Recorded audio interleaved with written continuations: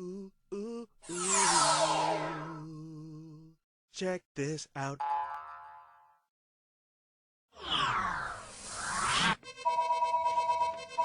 Oh. Assalamualaikum? Hello? Yes? We're just now going back live with our show here. This is Yusuf Estes. This is the mailbox.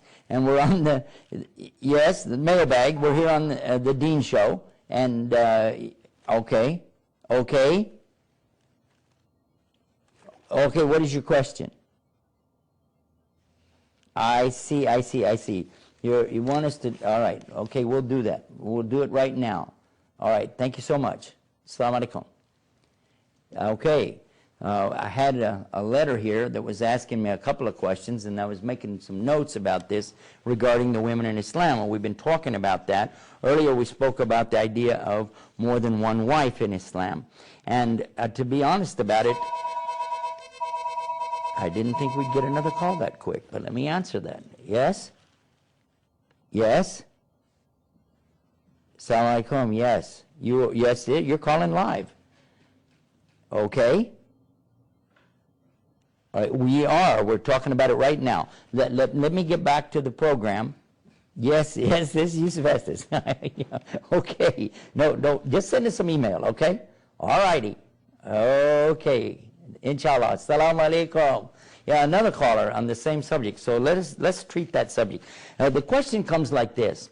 Why is it in Islam that a man can have 4 wives and a woman can only have 1 husband? Well, this question came to me one time in the university. A great big woman came walking in there and she said, I want to know how come you Muslims can have 4 wives and a woman can only have 1 husband? I said, wow. You know, this is very uncommon. Even throughout the entire population of all of the Muslim men in the world, you won't maybe find 1%, 2% that perhaps have multiple wives like this. But it is legal in Islam if they're a real wife and they're married. But still, how am I going to answer this big lady? How come you can have 4 wives, a woman can only have 1 husband? I said, ma'am, can I ask you a question? She said, yeah. I said, are you married? Yeah. So what? I said, okay, do you mind just for a minute? I want you to picture your husband. Why? I said, just think about him for a minute. Picture your husband in your mind. She said, okay. And she did. And then I said, now, you got him in your mind. He come home from work. He's sitting there in his favorite chair asking you to go get him something to drink. She said, yeah, you probably want a beer. I said, okay, but anyway, now, you got this in your mind. Yeah. I said, would you like to have another husband just like him? She said, oh, my God, no. I said, well, then what do you want 4? But to understand, this is not about some kind of, sexual thing that people have going on in their minds, some kind of wild fantasies. This is about being responsible in marriage for your family. So if a man has more than 1 wife, he's responsible, fully responsible for the second wife, just like the first, to have a house, transportation, education, medical benefits, food, clothing, all the things that he has for one family, he must provide for the other. That's an order in Islam. Otherwise, you can only have 1 wife. And as I've already said, most Muslims don't. But for sure in Islam, boyfriend, girlfriend is not permitted. There's no limit in most societies on how many girlfriends a man can have, or boyfriends for that matter now. But in Islam, it's very clear. There is no sexual relation without marriage. And then when there is marriage, there's no sexual relationship outside of marriage. So this is one of the things that's key to understand.